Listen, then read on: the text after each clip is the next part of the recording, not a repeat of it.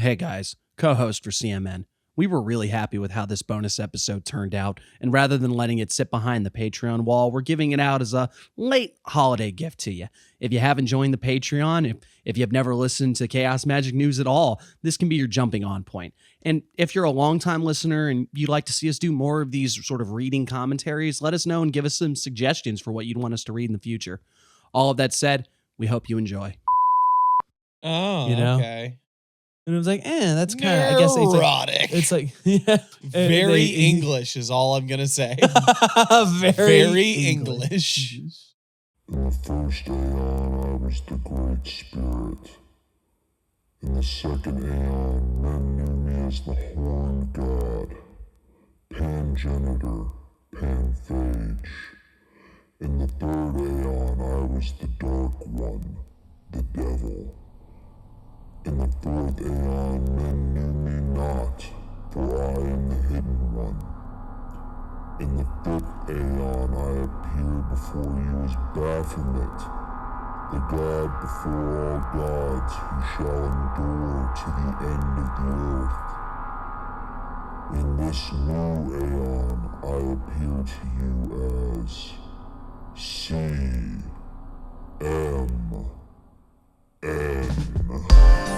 Imagine that there is a brilliant white light just above. Is commentary on the magic art. In the years of the primal force and the dawn of terrestrial birth. Oh, that was very educational. Now magic will take place. Don't be fooled by what I just said. So welcome everyone. I am Sham Miracles Kennedy, and this is Chaos Magic News. Patreon bonus. Oh wait, yeah, that's right. That you have to say the hey, howdy ho patronauts or whatever the awful thing that we have to say now because it's the law. Howdy, hey, patronauts. How are you doing? My, you look lovely today. Is that a $5 bill in your pocket, or are you just happy to see me? So, taking a break from the iceberg, we decided we're going to do a little bit of a reading series. I'm not sure if we're going to work our way all the way through any bit of literature, but we've definitely got a couple choice things we're going to talk about. Well, I've never finished a book in my life, and I don't intend to start now. I usually get full about halfway through. I hear if you dip them in water as you're eating. Yeah. So today we're going to read a chapter, a letter. I don't know what you'd really call it. It says letter, so let's go with letter. We're going to read a letter from Aleister Crowley's penultimate work, Magick Without Tears. Doesn't penultimate mean the second to last? Yeah, I think it was his second to last actual work. It might be his final one. I know it was published posthumously. I wanted to make sure that you weren't using words to sound more photosynthesis. It's like they're going to call you on that. I could be very much wrong. I don't remember what the last thing that Crowley wrote was. The point is you're using that word in the right context. You just might be mistaken about this thing's placement. It doesn't matter. Right. The point is, this is the first chapter, whatever you call it, for Magick Without Tears, where Crowley answers a letter that actually gives a laid out definition for magic. And I know what you're thinking. Well, he already said magic is the art and science of change and conformity with will. And while that's in there, he actually goes into quite a more fleshed out breakdown of what is magic. And we're going to read through it, and we're going to give a little bit of commentary. Some brief background. Magick Without Tears is by the infamous Aleister Crowley, somebody that we're quite familiar with on this show, obviously. It's written as a series of letters between a couple of different students and himself, and edited into a sort of instruction of what magic is, his various ideas on it, and how to do it. I would say it's almost a more, if Liber ABBA is like the Magic for Dummies kind of book, this is like the advice column version of how to do magic. Not to denigrate or say it's bad, obviously, but I just mean that it's a lot more of conversational and directed towards trying to explain things to somebody, as opposed to a more technical kind of manual, if that makes sense. And also representing somewhat of an evolution in Crowley's thinking over time, because Liber Abba to this is actually a pretty good gap, right? Yeah, number of years. Either way, the first chapter itself is it's a very interesting one, because what is magic? You know, if somebody asked you what is magic, how would you define it to them? Crowley, being a smart guy, he's already a long-winded and very pretentious series of answers, using words like postulate and continuous phenomena, and what's another one that's got a bunch of syllables? Euclidean? Yeah, there you go. Isn't that when you only got one eye? No, that's when you pee yourself. All right. Okay, we good to go? Yeah. Okay. Oh, we're so painfully unfunny. Parasaur, do what thou wilt shall be the whole of the law. What is magic? Why should anyone study and practice it? Very natural. The obvious preliminary questions of any subject soever. We must certainly get all this crystal clear. Fear not that I shall fail to set forth the whole business as concisely as possible, yet as fully, as cogently, yet as lucidly as may prove within my power to do. At least I need not waste any time on telling you what magic is not, or to go into the story of how the word came to be misapplied to conjuring tricks and to sham miracles such as are to this day foisted by charlatan swindlers, either within or without the Roman communion, upon a gaping crew of pious imbeciles. First let me go all Euclidean and rub your nose in the definition, postulate, and theorems given in my comprehensive, but alas, too advanced and too technical treatise on the subject. Okay, right off the bat, this is what I talk about with like pretentious. God, he openly admits that it's like, this is far too advanced and technical. He's like, I am going to give you, basically he just said, I'm going to give you a bunch of stuff that you don't really need. What he's telling you is like, what he's saying is calm down. I'm going to hit you with the TLDR right at the end. I love Crowley's writing. He's just such an asshole. It's so beautiful. I will say that a lot of people act like the way Crowley writes is impenetrable. Like you can't understand. It's like you understand exactly what he's saying. He just sounds like somebody. He sounds like he's telling you this while you're holding the piss bucket. But he definitely has the air of like somebody, he's like, oh, somebody wrote this letter to me asking this question. Well, it's like, yeah, well, you came to the right place. Anyway, well, we could go on about his writing style, which, like I said, it's Crowley. It's how he writes. So you know what you're in for the most part. But the actual definition, I'll take this one. 1, definition: magic is the science and art of causing change to occur in conformity with will. There's something weird about science and art, not art and science. It feels very tick, not TikTok. But okay, there's more to this though, where it says illustration. It is my will to inform the world of certain facts within my knowledge. Therefore, I take, quote, magical weapons, pen, ink, and paper. I write, quote, incantations, these sentences, in the, quote, magical language, i.e., that which is understood by people I wish to instruct.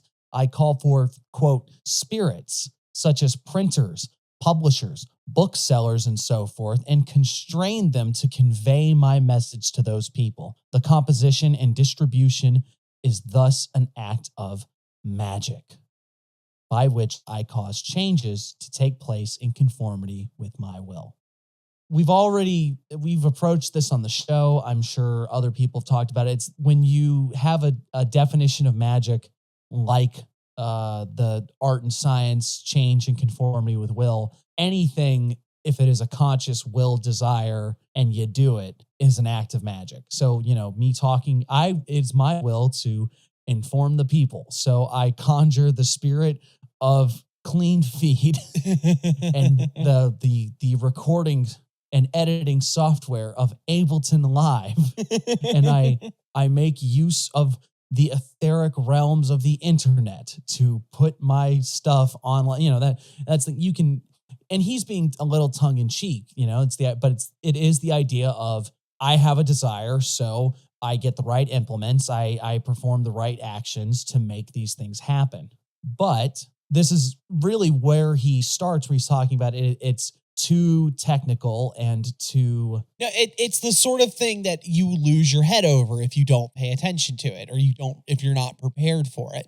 The person they're writing to seems to at least have, based on the comments earlier about saying, well, at least I don't have to tell you what it's not, all those charlatan and hucksters and stuff, has a certain head on their shoulders about what magic is or isn't.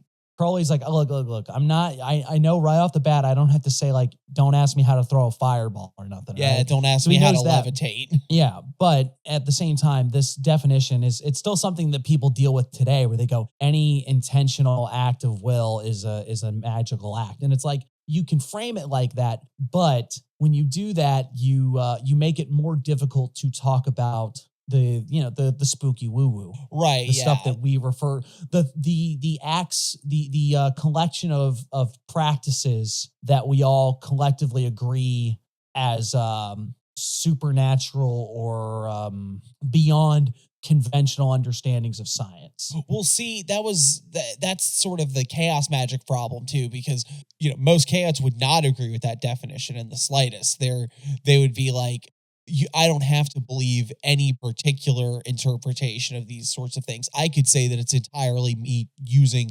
perfectly mundane and scientifically backed, quote unquote, ways of messing with my own brain or whatever, psych model people, and getting results. And it doesn't matter if it's actually supernatural or out of the grasp of regular science. Yeah, you're right. Even right off the rip there, the definition I'm trying to get to is, but well, I think you had it. You just took a step too far with it. I think that we have a set of practices we all collectively agree are magic. It's not a cross-cultural one. It's not a atemporal one. It's a modern historical one, but we all know in that sort of bullshit, I know it when I see it kind of way, that when somebody's waving, that's what I was going to get someone at. waving around a wand or doing a chant or sitting there chanting a mantra, all of these sorts of practices that we have various cultural, historical, or other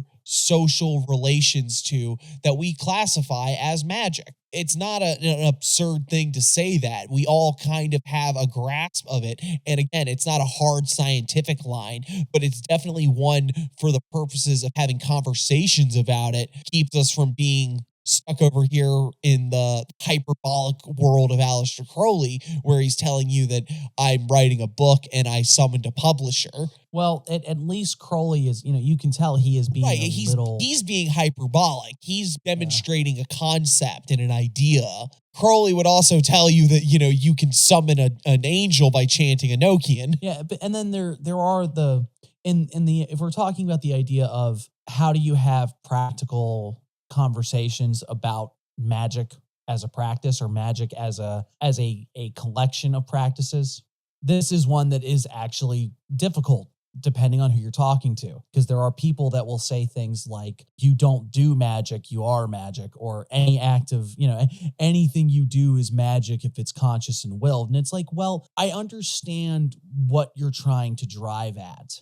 If there's the notions of there's no difference between the sacred and the profane, the magical and the mundane. It's all one unified thing. So it's just as magical to get up and walk across the room as it is to float across it. Astral project yourself out of the room or whatever. It is, I feel sometimes that is a shallow axiom that gets repeated that doesn't contribute anything to the conversation. Sometimes it's just something somebody says. It's almost a non-answer. Right? It doesn't push forward the conversation in any real way, especially if somebody's asking, like, what is magic and why should I do it? Or like, what is magic and how do you do it? Yeah. If you say, hey, I'm trying to get into magic, and then somebody's like, oh, well, everything you do is magic. And it's like, well, shit. Okay. Well, great. That doesn't help me at all. Right. But to continue with Crowley here, I think we'll get a grasp of why Crowley is trying to set this idea up for you in the process of explaining what magic is and how to do it, rather than being taken as a completely literal thing here. Well, I would say that he introduces this and then he follows it with 2 pages of follow-up explaining the nuance of what he just said. That's the point of giving the definition, postulate, theorem. And then, like I said, he does give you the too long didn't read at the end.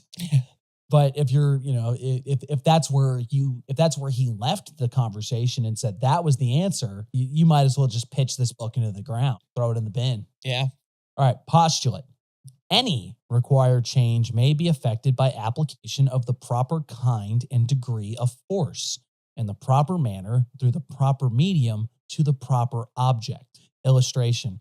I wish to prepare an ounce of chloride of gold. I must take the right kind of acid, nitro, hydrochloric, and no other, in sufficient quantity and of adequate strength, and place it in a vessel which will not break, leak, or corrode, in such a manner as will produce undesirable results, with the necessary quantity of gold, and so forth. Every change has its own conditions. In the present state of our knowledge and power, some changes are not possible in practice. We cannot cause eclipses, for instance, or transform lead into tin, or create men from mushrooms. But it is theoretically possible to cause in any object any change of which that object is capable by its nature, and the conditions are covered by the above postulate. Like, already getting into the nuance. If you want certain changes to happen, there are required conditions, and it is by understanding like what needs to be done to cause this change that defines what your actions are going to be. And he gives a semi-scientific one, and then he goes, there is an extent by which certain things cannot change in a practical sense. But that's not important if we go into the idea that if the change is possible in some instance, then theoretically it is possible to happen. And that's already sort of opening the door for like the ineffable, the unexplainable, the subtle. And then also in a backhanded way, it's almost sort of like, well, yeah, I mean, like theoretically you could do a lot of stuff, but like what's likely to happen, what's theoretically possible versus what's practically possible. What's the phrase he uses? I liked it a lot. Create men from mushrooms. Yes. That's really cool. I like that idea. You should do that. The ending there, but it is theoretically possible to cause in any object any change of which that object is capable by nature.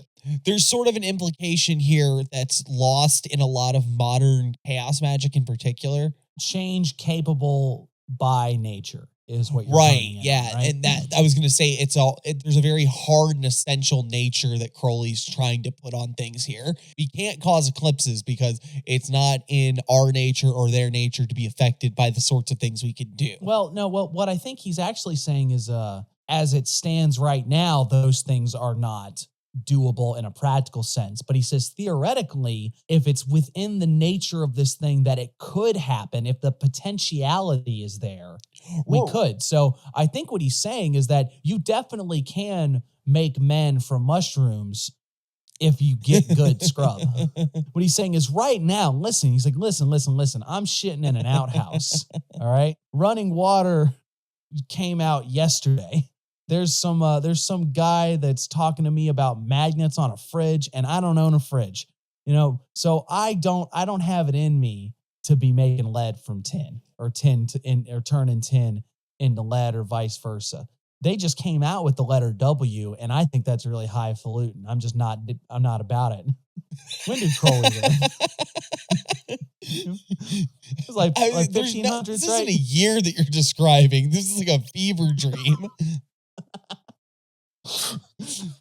Like you know how there's like a clock in Julius Caesar, and that's like a big anachronism, right? Like this is like an entire play of just that, like of just things that don't belong where they are. Just Aleister Crowley, just a little woozy because he had to take his heroin, and he's forgotten what time he's in. Running water, elitist. The point I was trying to make is I think Crowley's playing really tight with this definition in a way, because you're right. It is playing to the idea of, if it's possible, it's possible. If it's within the nature of this thing, but he's also kind of backing down a little bit and saying like, well, there's certain things that you're never going to be able to do because it's not there. If it ain't in the nature of the thing, if within nature it is not possible, it just isn't possible. Right. That's what he's saying. That's the big turning point between this kind of thought and like modern chaotic thought. There's a certain strain of chaos magic thought that would tell you that like, oh, well, there's no like essential nature to reality or anything. Everything's just paradigms and how you look at it. Everything's possible as long as you figure out a way to set your will to it. Well, I think you're being a little more generous. I think that there's a certain line of bad chaotic thinking. Right. Not you listeners. You guys are great. You're thoughtful. You are the child of scientific illuminism.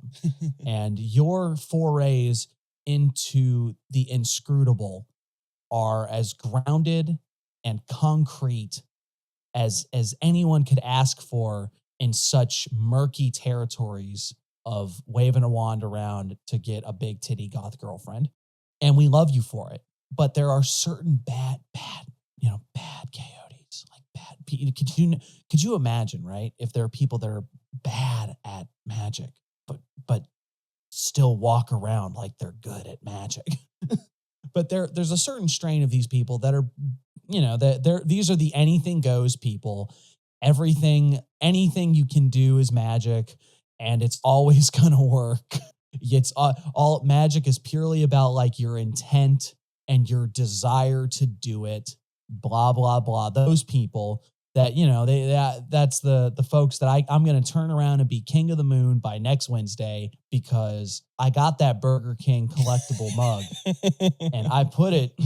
And look, it's got the guy from Peaky Blinders on it. And I poured the Baja Blast into it while I said the William Burroughs, Brian Geisen cut up technique thing that I made by cutting up my pink slip.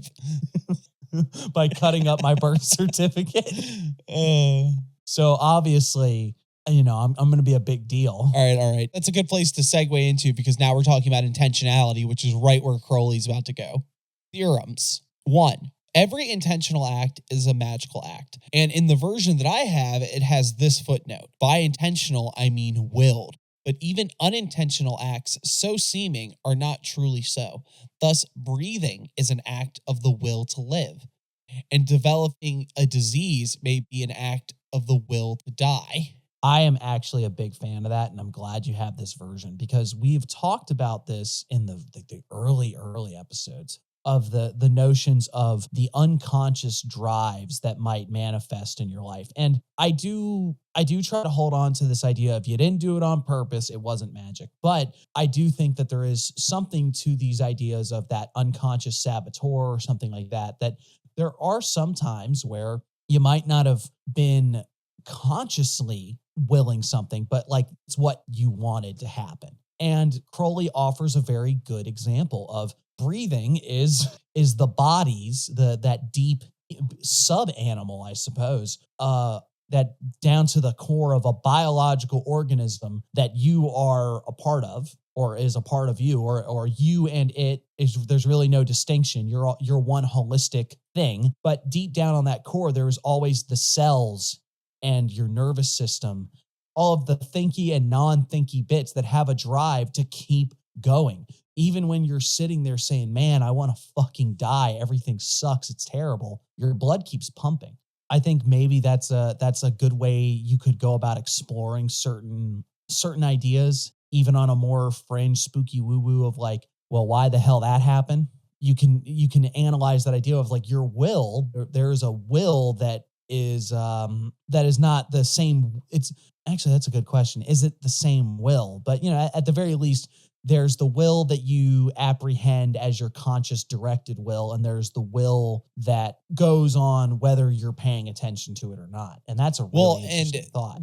This is Crowley, so to let the secret out, Crowley has a completely different conception of will because Crowley has the idea of true will. Right. And this has variously been described by lots of different people in varying different ways. But big thing about it is that we can all agree that true will is this transcendent sort of thing that connects you to the holy guardian angel or whatever metaphysical bugaboo you want to call it. It is something that is entirely beyond the normal mundane conceptions of will. So we could obviously assume that all of these this will to live, this will to die, which, that could be Thanatos Eros type ideas on top of, psychological type things, which Crowley was also he's a got fan his of. bag on psychology as well, but we'll go into a completely different area if we have that conversation. The point being is that I think for Crowley, all of this is subsumed in this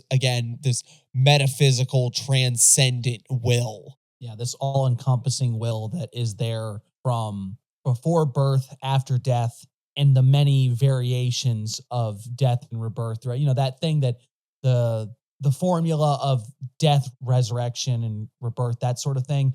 There's the V's on either end of the thing. That right. remains. Yeah. His reinterpretation of the EIO formula. That's something we could talk about at some point too. Exactly. That'd be cool.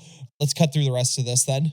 Every successful act has conformed to the postulate. Every failure proves that one or more requirements of the postulate have not been fulfilled. Illustrations.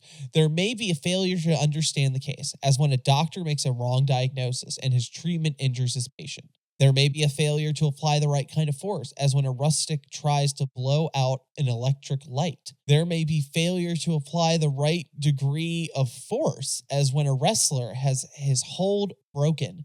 There may be failure to apply the force in the right manner, as when one presents a check at the wrong window of the bank.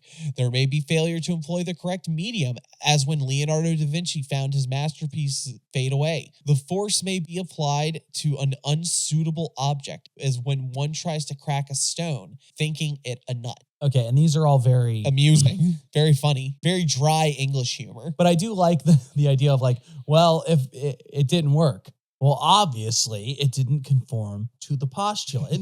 How do you know? Because if it had conformed to the postulate, it would have worked. It would have worked. But he does give some notions, and there are definitely ways you could apply those in a magical sense. And at the same time, with the idea of every act is a magical act, that sort of thing. The force in the wrong place, the wrong kind of force on the wrong object. Those are easily applicable to mundane actions that he's showing, but you can take a step back and think of them in terms of bigger picture things, bigger, more things that require a more subtle understanding of things. Oh, yeah.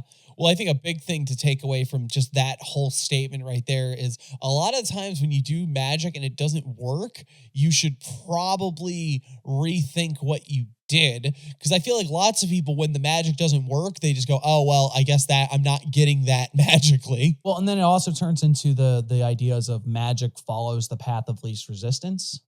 If you ever heard that one, there's a really easy one, money, right? Everybody talks about money magic, and it's like, if money magic, it's like, well, if you're doing a spell to man, I really want a bank, a truck carrying a bank deposit to just drop a bag in front of me. It's like, that is an example of force in the wrong area, or for trying to overcome something, make something very unlikely happen, or acting in a way where the subtle sort of influence that you can employ is very unlikely to be the right amount of force or the right kind of force. The position you would have to be in where that is a thing that could even be in the realm of possibility is so far out of left field that it's just, you might as well have just wished for it or pissed in the wind. The reasonable ways on which this can happen, where it's like, I want to raise my job, or I want to pick up some overtime, or man, I need to sell this or try to get more customers to my business. These are examples of where the force might be applied in ways that they could be effective. Right. Rather than man, it would be really great if I had a rich uncle who just died. I like the Da Vinci one too, because I think that's something that probably gets forgotten about a little bit more in magic. Sometimes you're just trying to go about something entirely the wrong way. I see that with sigils a lot, I think. Maybe maybe it worked well for other people. As far as I've seen and other people have explained to me, when you do sigils for long-term goals or personal, mental, psychological, or otherwise self-improvement sort of things, they tend to not work. Probably because you're constantly thinking about them. They're sorts of things that are attached to your sense of identity and therefore are always sort of on your mind. Maybe that sort of thing. And that's what I think Crowley is talking about with this, the Leonardo da Vinci's masterpiece is fading. It's just not the right medium. It's not the right format. It's not something that is going to literally here. It's something that it's not going to hold. Right. Yeah. To it. That's if your goal is something like that, that's why like daily ritual type things, hell, fucking positive affirmation type bullshit is even more effective for this sort of thing. At least what I've seen. Yeah. And I'm not 100% if I would agree, because that can be a little anecdotal, but definitely. Magick is anecdotal. I'm sorry. But no, I'm sure there are people that would argue it's like, oh no, my sigils work just fine.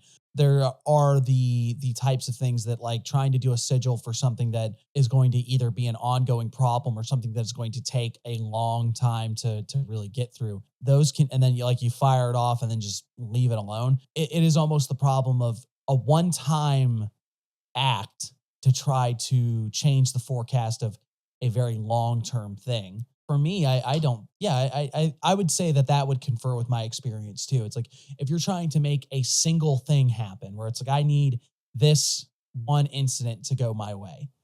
I need to find this thing, or I need this person to give me this, or I need this van to smack into a wall and drop its bank deposit so I can, that's something that's more likely to be effective if the idea is like, I'm going to do a sigil for it and just throw it out there, rather than like, I need this bank van to screw up multiple times and drop multiple sacks over a period of 6 months. Because god damn, I spent all that Patreon money way too fast. Okay. The first requisite for causing any change is thorough qualitative and quantitative understanding of the condition. Illustration. The most common cause of failure in the life is ignorance of one's own true will, or of the means by which to fulfill that will. A man may fancy himself a painter and waste his life trying to become one, or he may be really a painter and yet fail to understand and to measure the difficulties peculiar to that career. So now we're already back on the true will conversation that we should have saved it for there, shouldn't we have? Yeah, I think the second one coming after this also kind of suffers, where we've touched on it a little bit. But this is an example of the common failure is misunderstanding your true will. And then he says, or of the means by which to fulfill that will. This is kind of what we're talking about, where it's if even on a simple level, if your will is to get money and your solution is like, I really want some money to just fall out of the sky, you're misunderstanding the conditions. That's not how you get money, sir. That's just not how it happens most, 99.999% of the time. Yeah, if your true will is to get really lucky, focus on that. Yeah. Well, I guess that's the thing. If you had your true will, you will get a lot of lucky breaks. At least that's what, that's the other part of the man doing his true will has the inertia of the universe to assist him. But if it's just, man, I need something very unlikely and lucky to happen.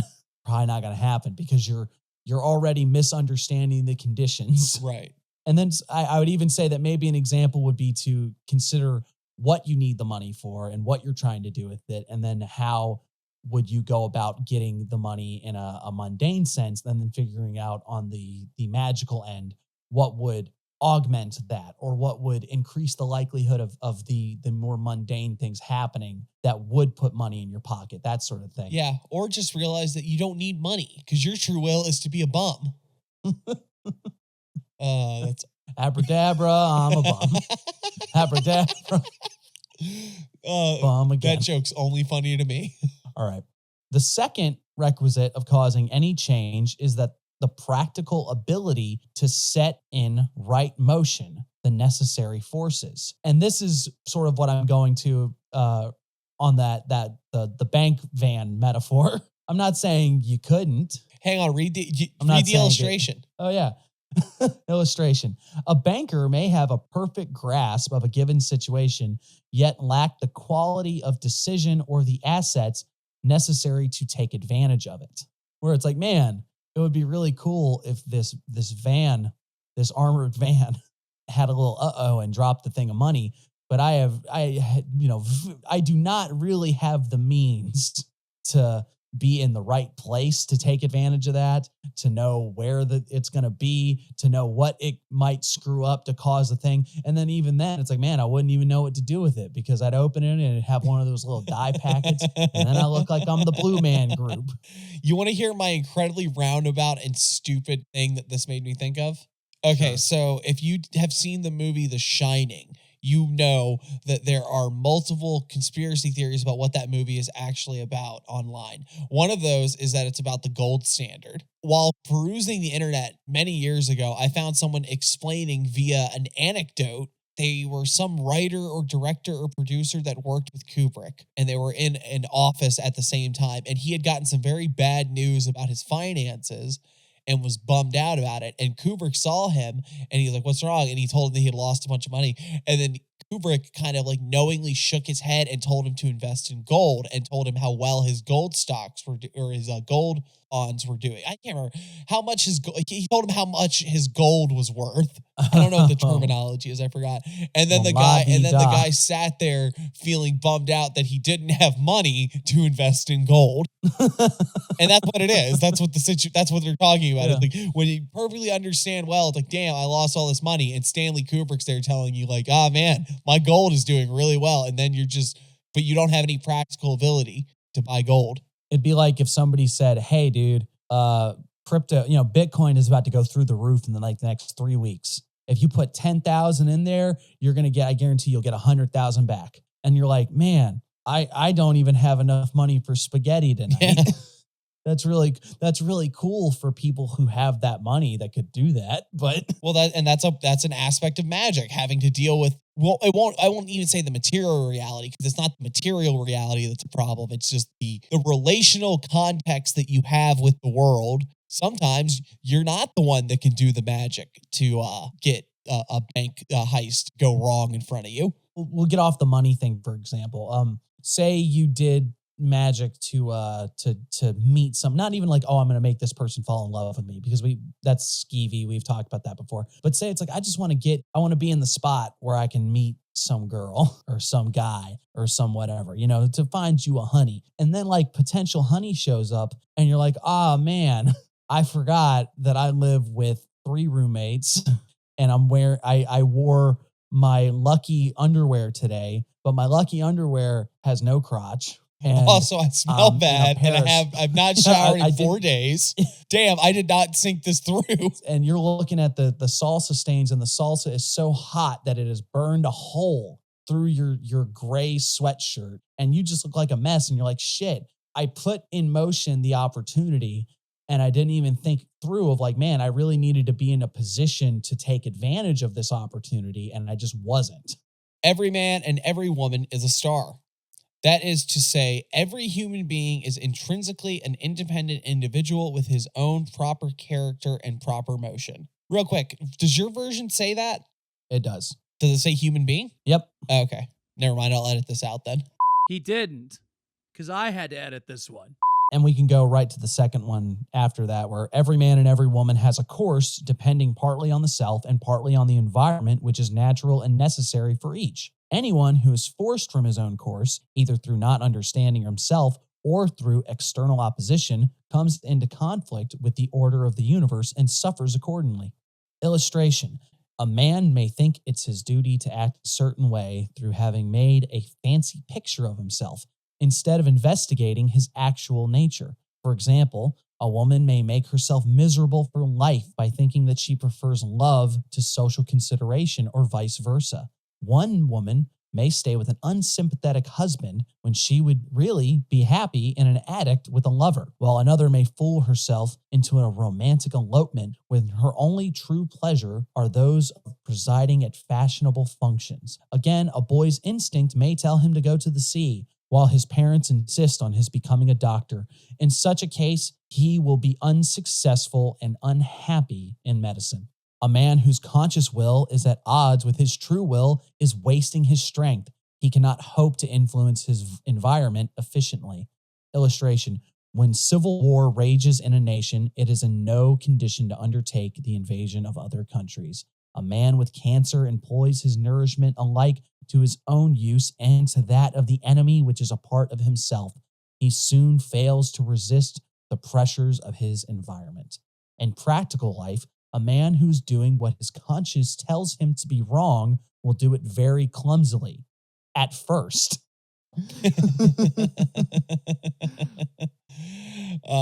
Taking all that in, now we get into more particularly Crowley ideas on magic. I'm curious because I think what Crowley is implying here is that you can't do magic that goes against your true will, or that you can, but the results of it will be what I'm trying to parse out here. Do you think that Crowley's saying that if you're doing something that's just against your true will, it won't work because it's just part of the necessary functions that you can't do that? Or do you think he's saying that you can, but it's just going to fuck you up? Well, and you know this, is that part of the whole thelemic bag of Crowley is that magic is supposed to be about getting in touch with your true will. You have to make knowledge and conversation of the HGA, and that is what you should be doing. All of your magical acts should be about getting in touch with that before you do anything else. Right.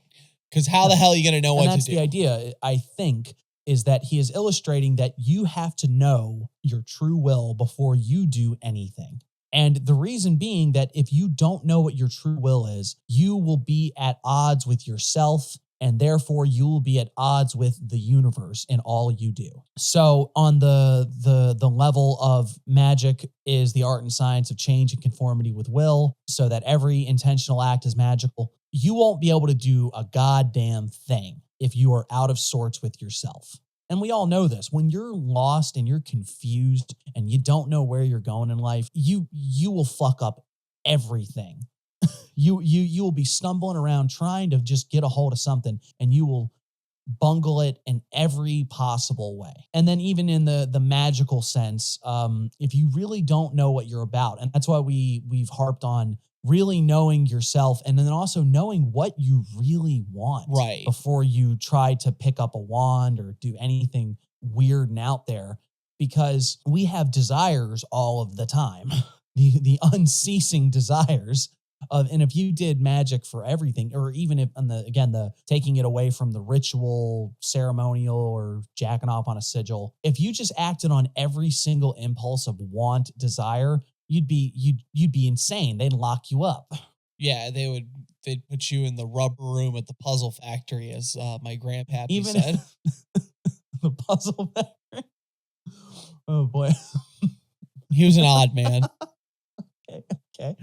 Yeah, but for real, even even outside of a magical sense of it, the idea being that if you don't get yourself in order and you don't really observe what you're about, you will make yourself miserable and unhappy. And you will somehow think that the universe is conspiring against you to keep anything good from happening to you. And you'll have no one else to blame but yourself. Because even in the midst of like all of the shit that is just being in the world's awful sometimes. It's cruel and it's insane and horrible things can happen. But if you're not on your own side, you don't have a fucking prayer. Yeah. And I think that is what Crowley is getting at, especially in the concept of like the overarching transcendent will of like the course of your life. Or, Don Juan talked about the path with the heart. You have no choice but to find the path with the heart and just follow it to the end, regardless of what might come of it. It's not so much about being tied to the fruit of it. It is simply finding what you should be doing, what you deep down, what has the meaningful way of being, and following it to its conclusion. In terms of like, oh, well, how do I get big titty goth girlfriend or an armored truck to drop some money? That doesn't really have as much bearing. But perhaps these more flippant or whimsical desires and daydreams might be a product of you being out of sorts with yourself. Sound about right? Yeah, I don't think I have anything to add to that even. Oh, and we forgot the last one, because right here is actually where the quote, a man who is doing his true will has the inertia of the universe to assist him. Illustration. The first principle of success in evolution is that the individual should be true to his own nature and at the same time adapt himself to his environment, which is not really saying much of anything. I mean, let's be honest. Yeah, that's kind of I won't say huckster, but that's one of those things that sounds kind of profound and deep, but it's like, man, you should have stopped while you were ahead. Yeah. I never showed it's the fine. universe. That's pretty good. I mean, just, you Yeah, could have that's called great. it. You End could it have called there. it a day there, Al. I'm going on break. Nature is a continuous phenomenon, though we do not know in all cases how things are connected. Illustration. Human consciousness depends on the properties of protoplasm, the existence of which depends on innumerable physical conditions peculiar to this planet, and this planet is determined by the mechanical balance of the whole universe of matter. We may then say that our consciousness is causally connected to the remotest galaxies, yet we do not know even how it arises from or with molecular changes in the brain. Science enables us to take advantage of the continuity of nature by the empirical application of certain principles whose interplay involves different orders of idea connected with each other in a way beyond our present comprehension. Illustration. We are able to know light cities by rule of thumb method. We do not know what consciousness is or how it is connected with muscular action, what electricity is or how it is connected to the machines that generate it, and our methods depend on calculations involving mathematical ideas which have no correspondence in the universe as we know it. Man is ignorant of the nature of his own being and powers. Even his idea of his limitations is based on experience of the past, and every step in his progress extends his empire. There is, therefore, no reason to assign theoretical limits to what he may be or to what he may do. Illustration. 2 generations ago, it was supposed theoretically impossible that man should ever know the chemical composition of the fixed stars. It is known that our senses are adapted to receive only an infinitesimal fraction of the possible rates of vibration. Modern instruments have enabled us to detect some of these suprasensibles by indirect methods, and even to use their peculiar qualities in the service of man, as in the case of the rays of Hertz and Röntgen, respectively radio waves and X-rays, says the note. As Tyndall said, man might at any moment learn to perceive and utilize vibrations of all conceivable and inconceivable kinds. The question of magic is a question of discovering and employing hitherto unknown forces in nature. We know that they exist, and we cannot doubt the possibility of mental or physical instruments capable of bringing us in relation with them. There we go. That is this the is big when thing we're that Crowley wants to this point is out when we're here. starting to get into the spooky woo woo territory, where he's saying, yeah, all right, basically you as a person are not actually fully aware of what you are, how you are, and how it does. Or the The universe whole idea as of, a whole. oh, I can't do this or this is not possible are based on past experiences, which in a funny way, it's a bit like saying, oh man, I can't swim. Why? I haven't been able to swim before. Can I play the piano anymore? Why, of course you can. Well, I couldn't before. Yeah, but it's that sort of thing. It's almost the notion of, well, I couldn't do it before. Why should now be any different? Then he makes the point of like, well, we knew for a while that there were no way you would know what a star was. Yeah, we once had limited understandings of a great many things, and then science in its infinite progress has made it so that things that you cannot see with the naked eye are not only able to be measured or viewed in some sense, but even employed for our own purposes. Right. And then he gets into the idea of like, well, experientially, we all know weird things happen. And there's a whole history of weird things that have happened that fall under this sort of umbrella idea of what magic is and does. And we don't have explanations for them, but at least to a certain extent, we know that they happen. And that's what Crowley is throwing it on, saying like, these things happen. We understand to a certain extent how they happen, yet equipped to point at them in the same way that we might at like infrared or something like that. That doesn't mean anything.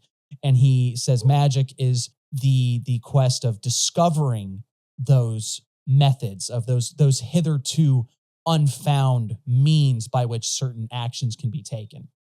It's an attitude that I think people in contemporary occultism don't tend to share with Crowley. Crowley, I feel, is very convinced and remained very convinced that magic would be vindicated by science. Right. Yeah. That science, and not even in the sense that science would ever be able to fully explain magic, perhaps, but definitely that science would. I think he said something to the effect in an article for Vanity Fair that science was always finding bits of mysticism. Yeah, science was always finding wisdom bits of that mysticism had already discovered and making a big deal about how clever it was, or something to that effect. Yeah, exactly. I think science for Crowley was very much closer to magic. A lot of people now have a very reactionary sort of stance towards science. Or, well, it's the two poles of it. You're either the person that says like magic isn't going to be able to be explained by science because it's not that sort of thing. It's like those are what's the damn Myers-Briggs types. But I don't know Myers-Briggs because I don't like pseudoscience. Sorry. Oh my god, that's awful. I don't do Myers-Briggs because I don't work at a puzzle factory.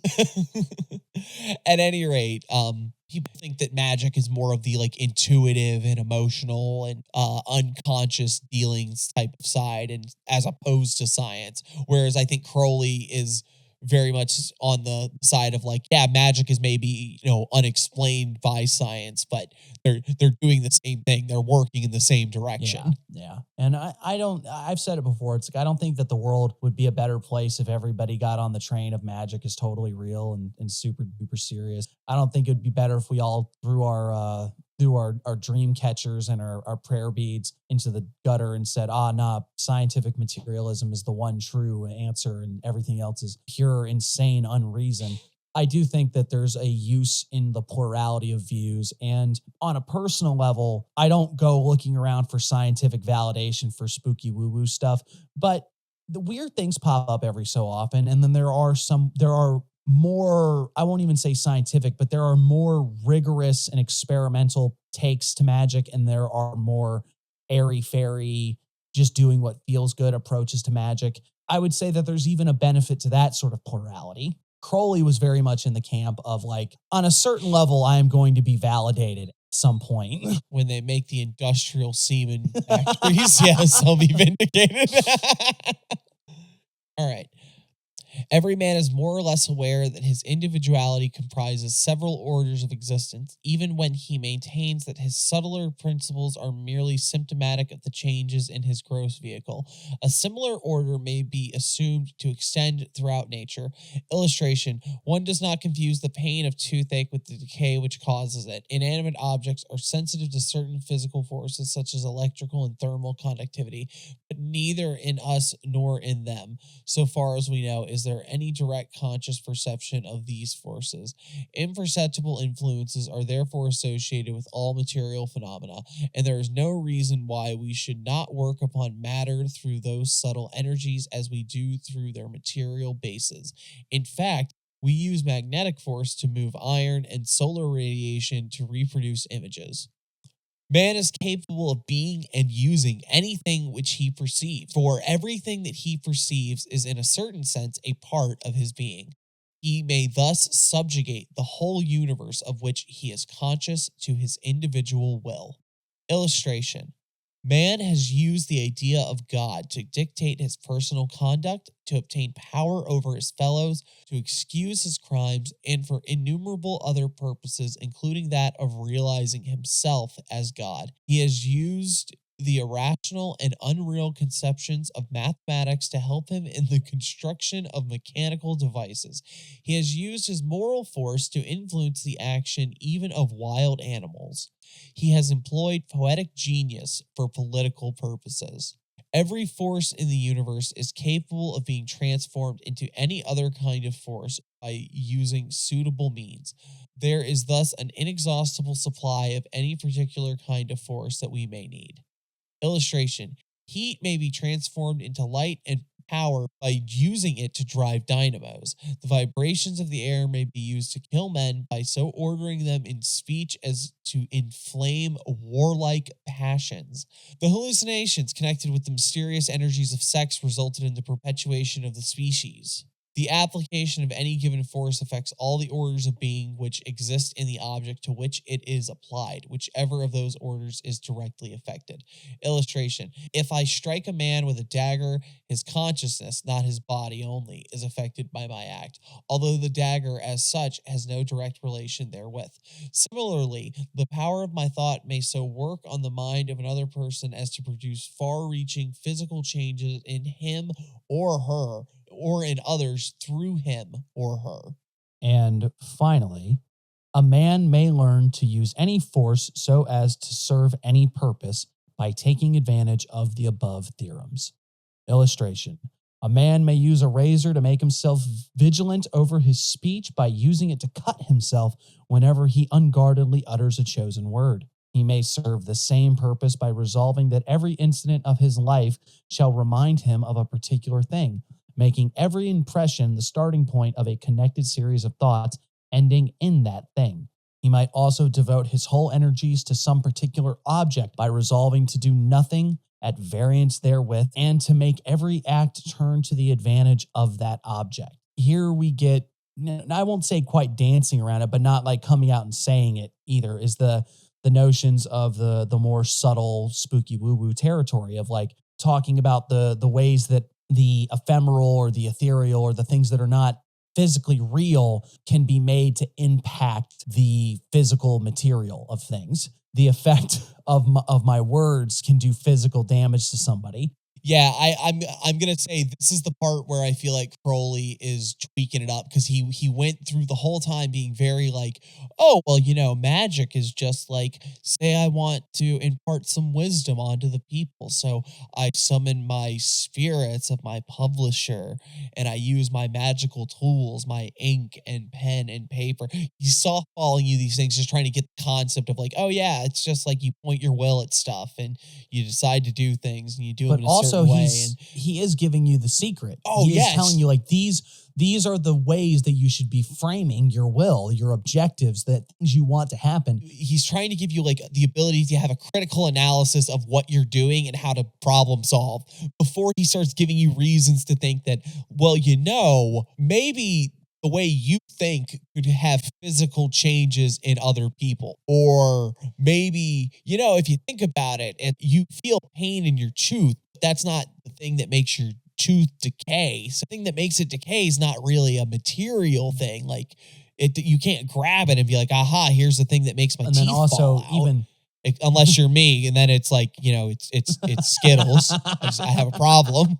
God. He's ratcheting up these ideas where he starts showing you that, like, well, if you after giving you the ability to just have basic problem solving, he starts giving you the unconventional approaches to that critical problem solving. But then he also he gets a little Alan Moore, although I say that like he didn't exist 100 years before Alan Moore, but it's in that Alan Moore vein of like the use of poetry for political purposes, the idea of a speech causing people to die because you inflame warlike passions.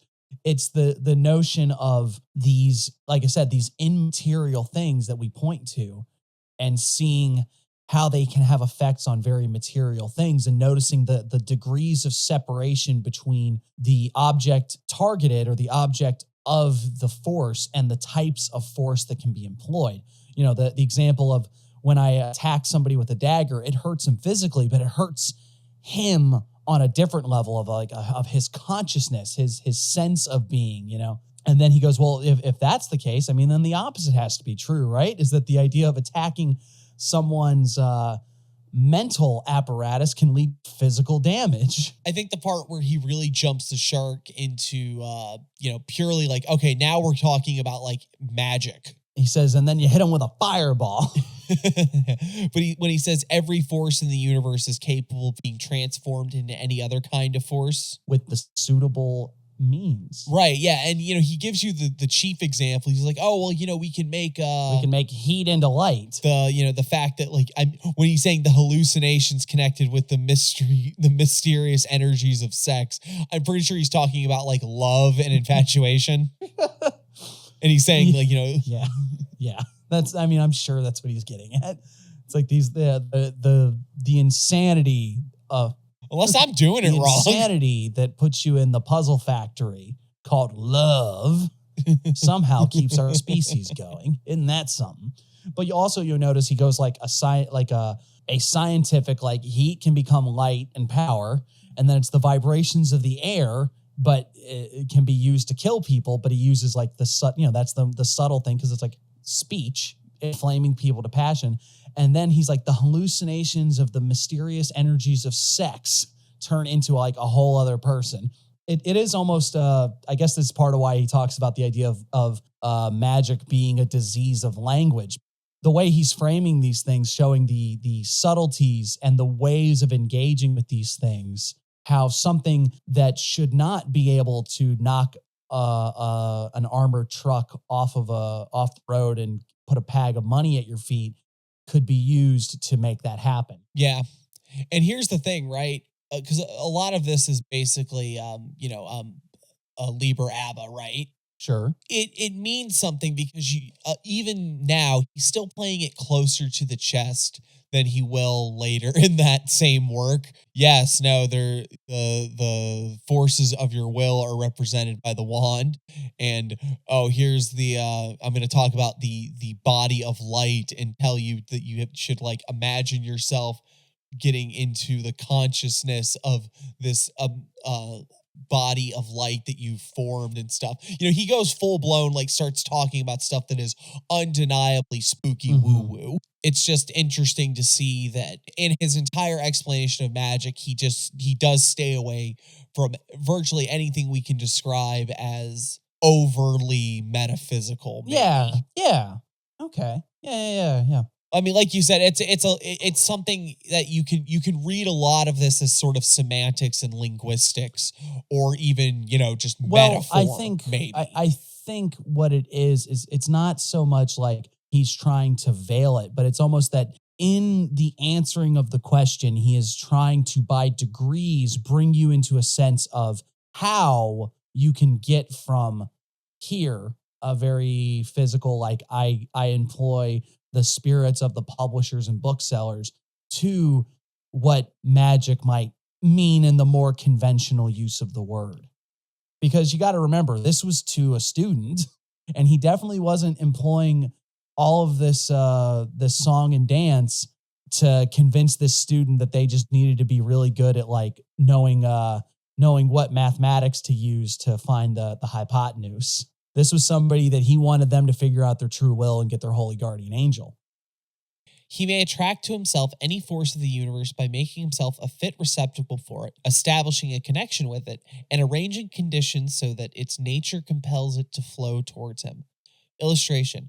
I want pure water to drink. I dig a well in a place where there is underground water. I prevent it from leaking away, and I arrange to take advantage of the water's accordance with the laws of hydrostatics to fill it. Man's sense of himself as separate from and as opposed to the universe is a bar to his conducting its current. It insulates him. Illustration. A popular leader is most successful when he forgets himself and remembers only the cause. Self-seeking engenders jealousies and schism when the organs of the body assert their presence otherwise than by silent satisfaction. It is a sign that they are diseased. The single exception is the organ of reproduction.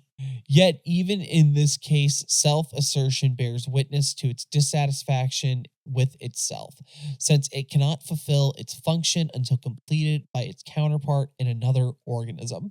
Man can only attract and employ the forces for which he is really fitted. Illustration. You cannot make a silk purse out of a sow's ear. A true man of science learns from every phenomenon, but nature is dumb to the hypocrite, for in her there is nothing false. There is no limit to the extent of the relations of any man with the universe in essence, for as soon as man makes himself one with any idea, the means of measurement cease to exist. But his power to utilize that force is limited by his mental power and capacity, and by the circumstances of his human environment. Illustration. When a man falls in love, the whole world becomes to him nothing but love, boundless and imminent.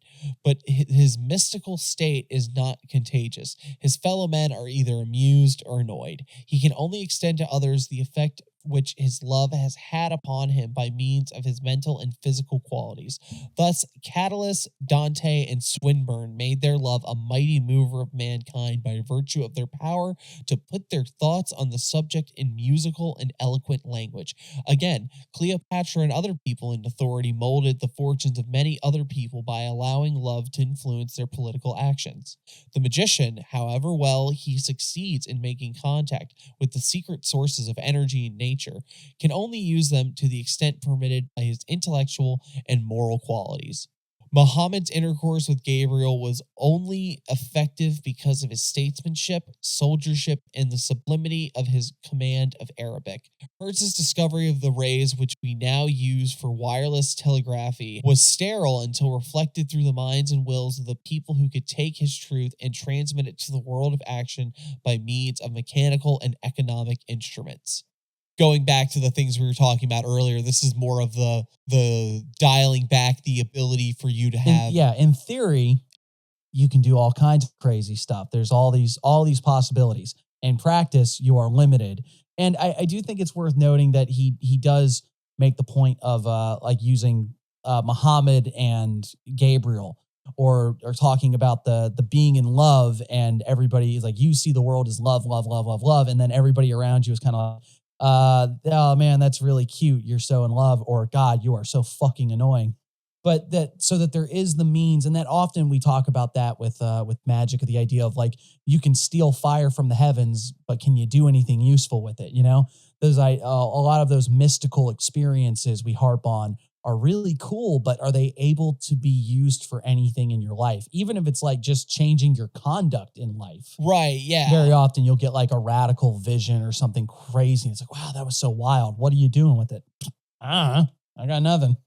I wrote it down in my journal and then I forgot about it. Or like even a more cliche example of like, if anybody who's ever had those things where you feel like you're going crazy because there's all these wild synchronicities around you, and it's like, man, what does it mean though? Why do I keep seeing 23 everywhere? Right. I don't know. What am I going to do with it? It also points to just the thing that we harp on constantly, skills. So much of this is dependent on your ability to take these sort of subtle forces that Crowley is miming at in all these different directions, employing them in use them. Actually using them in a way that's conducive to what you want. And he uses some very concrete examples of like how these ephemeral and ethereal or non-physical, whatever, these ideas, conceptual things, and saying like, and then here's how people employed them for, getting physical things to happen. But he's still hinting at more spooky, as it were. Yep. Every individual is essentially sufficient to himself, but he is unsatisfactory to himself until he has established himself in his right relation with the universe. Illustration: a microscope, however perfect, is useless in the hands of savages. A poet, however sublime, must impose himself upon his generation if he is to enjoy and even to understand himself, as theoretically should be the case. Magic is the science of understanding oneself and one's conditions. It is the art of applying that understanding in action. Illustration: a golf club is intended to move a special ball in a special way in special circumstances. A niblick should rarely be used on the tee, or a brassy under the bank of a bunker. Ugh. Say that 5 Bro, are times you talking about fast. Brassy under the bank of a bunker, brassy under the bank of a bunker, brassy under the bank of a bunker. Hey, I got it. But also, to the use of any club demands skill and experience. There we go, folks. I should have just waited till we got to that part. That man talking about golf. My brain shut off immediately. What? Crowley, what's your handicap? Too easy. Guarantee you mine's low. Every man has an indefensible right to be what he is.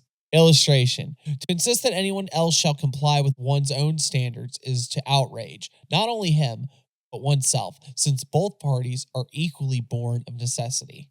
In a weird way, that points at the thing I was talking about, the benefit of the plurality of views, but that really gets to the idea of like, everyone is what they are. Every man is a star. Every star has a course, that sort of thing. I don't have as much to say about that.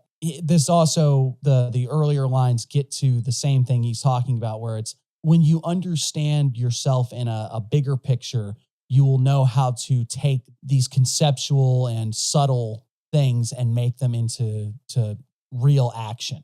Right. Well, and I think ideally he's saying that if you understand your place in the world, you're going to understand all of these forces very easily anyway, right? And Like, you'll I think understand that's sort of- everyone else too. Right. Yeah. And it harps on Crowley's big magical philosophical ideas, right? Crowley wants you to discover your true will and figure out what you're really about and get all that. And then all of this magic shit will be secondary to that. And I think Crowley, in a lesser or greater extent, thinks that the necessity of the magic, quote unquote, stuff is secondary to figuring out who the hell you are. Because I'm sure there's plenty of people in his mind whose true will had nothing to do with magic and they accomplished it amazingly. Yeah, absolutely.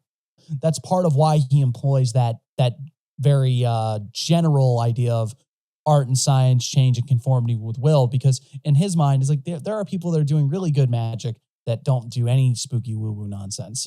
It's like they know what their will is, they know how to employ the proper forces, and they make things happen.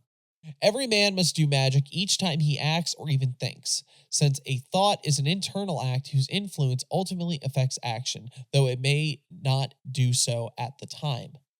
Illustration. The least gesture causes a change in a man's own body and in the air around him. It disturbs the balance of the entire universe, and its effects continue eternally throughout all space. Every thought, however, swiftly suppressed, has its effect on the mind.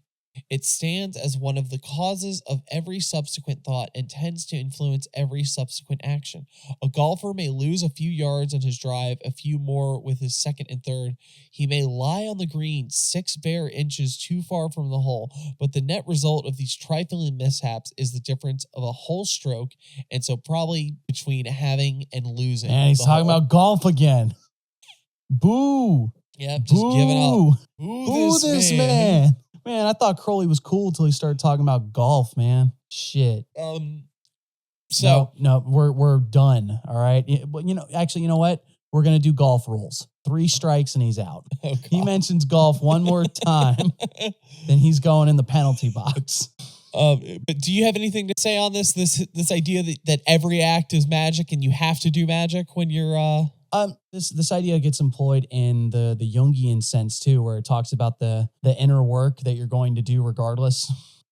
So you better do it intelligently. Oh, right, yeah. I think that Crowley is setting up the idea of every intentional act of will is a magical act, and therefore every thought is a magical act, and that everything is I won't say necessarily a continuous act, but every act is contingent on everything that's come before it. I guess in that regard, because he's setting up the idea of everyone has the right to be what they are. Every thought and action that they do is part of that course of what they are. That is the orbit of the star.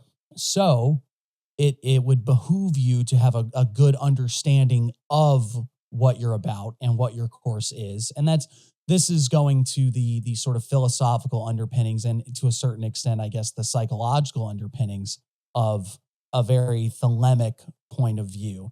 I don't necessarily have much to say about this in light of like chaos magic, I guess, but and not so much in the regards of like direct application of like spooky woo-woo stuff. No, yeah, I think this is getting more into Crowley's general ideas because again his philosophy. But it is hammering home that idea of like know thyself and get your true will and set that in order and then just go with it. Yeah, and we're still rolling with this. So every man has the right of self-preservation to fulfill himself to the utmost. Illustration. A function imperfectly performed injures not only itself, but everything associated with.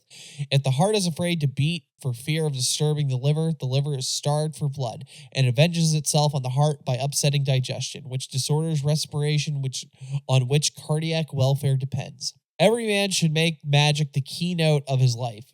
He should learn its laws and live by them. Let's just stop there because that's like... Well, yeah, that is getting to what we're talking about. One of the good applications of the art and science change and conformity of will is that if you do view every act as a magical act, everything is about change and conformity with will, then you should learn the laws and live by them but that means that your whole life is a continuous or ongoing magical act. We are all our own great work, that sort of thing. And that really is the capstone of what he's trying to get at. If you don't do it with all you've got, if you don't go all the way, you're going to screw yourself up. So you better understand exactly what you're about, how you're going to go about doing it, and understanding what happens when if you're going to employ a force, where to employ it, how to employ it, and what to employ it on. And your whole life should be viewed with that sort of scrutiny. At least that's what Crowley is recommending. Right. Illustration. The banker should discover the real meaning of his existence, the real motive which led him to choose that profession.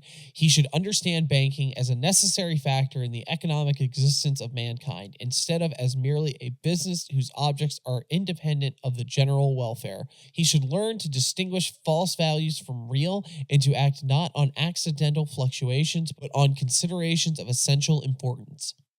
Such a banker will prove himself superior to others, because he will not be an individual limited by transitory things, but a force of nature, as impersonal, impartial, and eternal as gravitation, as patient and irresistible as the tides.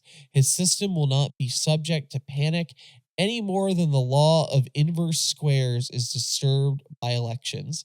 He will not be anxious about his affairs because they will not be his, and for that reason he will be able to direct them with the calm, clear-headed confidence of an onlooker, with intelligence unclouded by self-interest and power unimpaired by passion. Which, again, I think points to like the bigger ideas of what Crowley is about, and why that may not be something that works for you in the contemporary chaos magic world at all. Talks about this in the Book of Thoth too, I think, where he's discussing the issue of divination being that once you're really good at it, the time that you're most equipped to be able to do it is when you no longer need it. Yeah.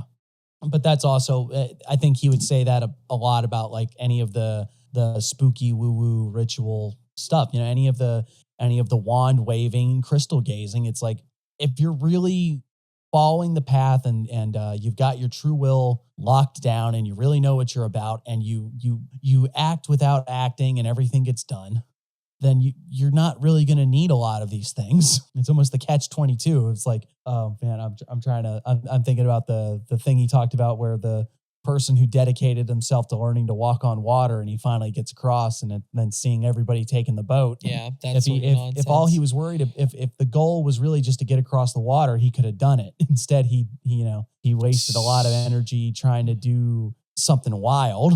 Right. Here, we're almost at the end. Every man has a right to fulfill his own will without being afraid that it may interfere with that of others. For if he is in his proper path, it is the fault of others if they interfere with him. If a man like Napoleon were actually appointed by destiny to control Europe, he should not be blamed for exercising his rights. To oppose him would be an error. Anyone doing so would have made a mistake as to his own destiny, except insofar as it might be necessary for him to learn the lesson of defeat. The sun moves in space without interference. The order of nature provides an orbit for each star. A clash proves that one or the other has strayed from its course. But as to each man that keeps true his course, the more firmly he acts, the less likely are others to get in his way. His example will help them to find their own paths and pursue them. Every man that becomes a magician helps others to do likewise. The more firmly and surely men move, and the more such action is accepted as the standard of morality, the less will conflict and confusion hamper humanity. Yeah. Yep. Well, and that's I feel like Crowley got too off track and stopped explaining what magic was and started explaining what you should be doing with magic.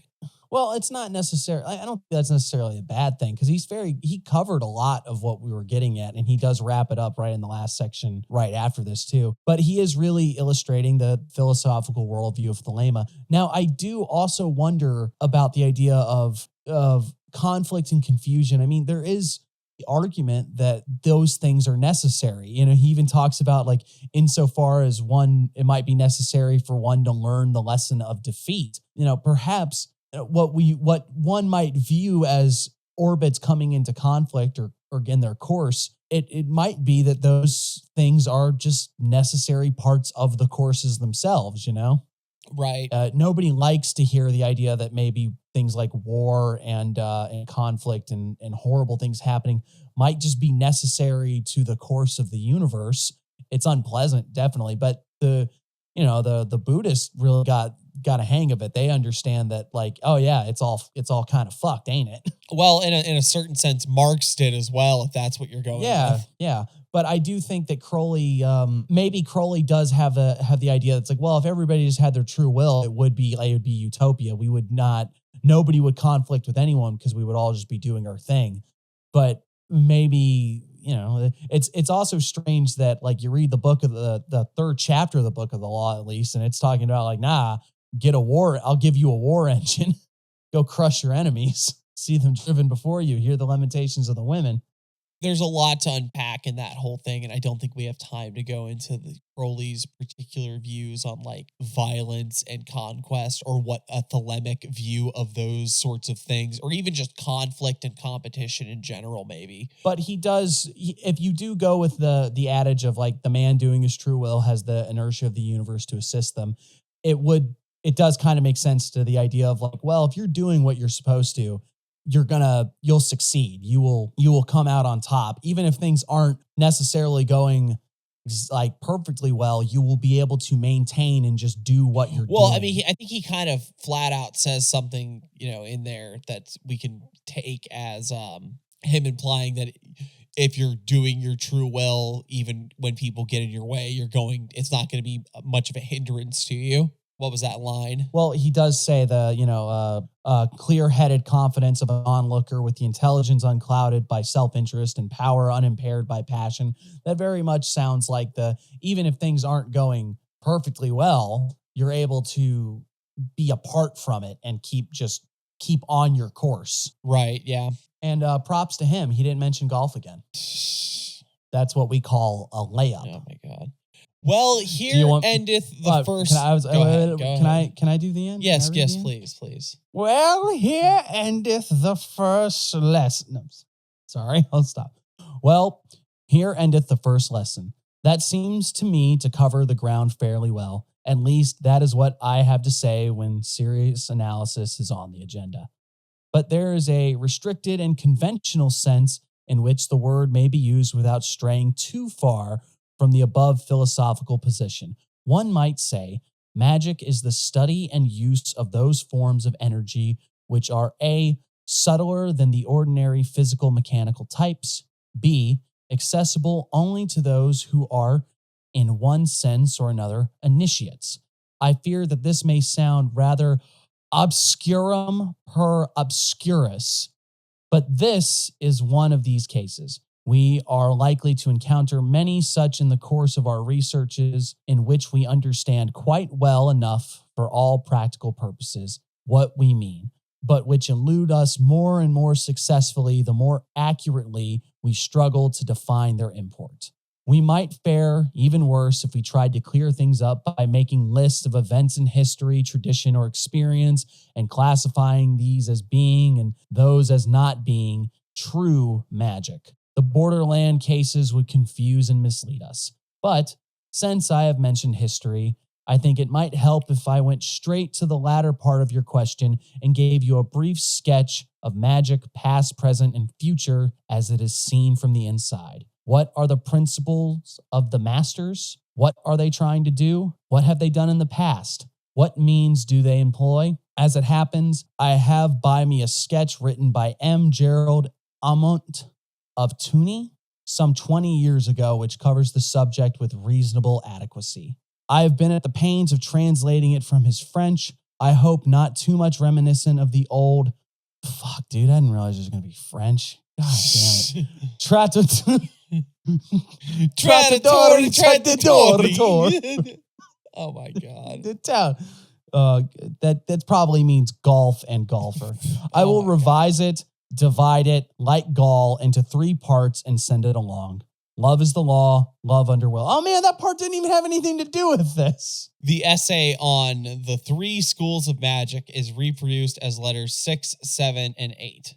Damn it. I forgot that was her. Also, Gerald Amont was a journalist who translated the Book of the Law into French. That's kind of neat. That's a little footnote at the end.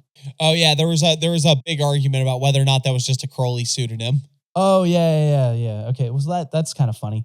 There we go. When I talked about the too long didn't read, magic is the study and use of those forms of energy which are subtler than ordinary physical mechanical types, accessible only to those who are in one sense or another initiates, blah, blah, blah. And then he even says that it's like, it's weird that we kind of know magic, like when we're talking about it in conventional talk. And then when we try to pin down a really concrete definition, we end up giving ourselves problems. I mean, I'm not going to talk about Wittgenstein on this, but it's Wittgenstein language games. Go look it up. You'll figure it out. Overall, what do we think of Crowley's explanation of magic? Maybe even stepping outside of Thelema itself necessarily, but about what he said about magic. Because here's the thing. I think his second definition of magic is very underrated, and we should start convincing people to use that instead of the change in conformity with will one. I think that it is actually, I'm going to agree with you there. I think that is a very effective definition that kind of gets to the heart of the weird stuff when we talk about magic. But if you are going to be one of those people that says any intentional act is a magical act, you should really be familiar with this particular chapter, because when people say like follow up with you on that, you need to be able to talk about the rest of the story. Tell them about the theorems and the postulates. Right. And if you don't actually agree with Crowley's reasoning here, to the postulate. You're not conforming to the postulate. Get on the ground. When somebody says, why didn't my magic work? I'm going to go, you didn't conform to the postulate. No, but seriously, because it was reused by Carroll, because it's a bit of a meme in and of itself, and because people don't read Crowley closely enough anymore, people need to be aware of this chapter so they know if they actually agree with that statement or not. If they think that what they're saying and what Crowley's saying are the same, or if they mean something else entirely by art and science. Because I've seen people straight up use that definition and then talk to me about science as like applied practicalness and art as like a poetic sort of self-creation type thing. And I'm like, well, that's not what Crowley meant when he said it. I could see maybe even if you had read Crowley, like if you had read this, I could see where maybe you might have gotten that, but I don't think that's what he meant, But yeah, I think that this is a really useful chapter. I mean, I know we say a lot, we're not like the podcast that's going to teach you magic. We're not the ones that are coming in saying, hey, here's how you get started with magic, or we're not a beginner's thing for anybody. We're not really in the realm of teaching. I think I hit it on the head when I said what our goal is to entertain you and maybe inspire you to go do some magic on your own, or that neglected practice that you had that you're looking around and try to get ideas, and maybe we'll tell you something that will motivate you to get out of the armchair and go do something. But we're not in the business of looking for like acolytes or disciples. We're looking for patrons. Yeah. We're looking for $5. We're looking for people to pay us to be goofy little dudes, be chill guys. Goofy guy. Magic is the art and science of being a goofy little guy so that someone will give you $5. But if you were, or hell, even if you're an experienced practitioner, this is something that maybe you should read again and really turn around in your noggin. Although you just heard us read it, so you kind of have. Yeah, you're not going to be surprised by it. There's not a twist ending if you read it yourself. No, you're going to read it and find the secret third golf reference. All right, I guess we're going to call that one good. Yeah, I think I've said about all I can say on the matter. Well, cool. In that case, everyone, thank you for listening. We will see you next time. Bye-bye. Bye-bye. Hey guys, co-host again. Wasn't that the single greatest thing you've ever heard? Seriously, folks, thank you for listening, and if you liked what you heard, you can find more of these bonus episodes on the Chaos Magic News Patreon. For as little as $5 a month, you can support the objectively best occult podcast on the net. If you'd like to get in touch with us or see some goofy memes, we're all over social media, and we have a Discord where you can yell at us directly. and you can find all of those under Chaos Magic News. We hope to hear from you soon, so bye guys.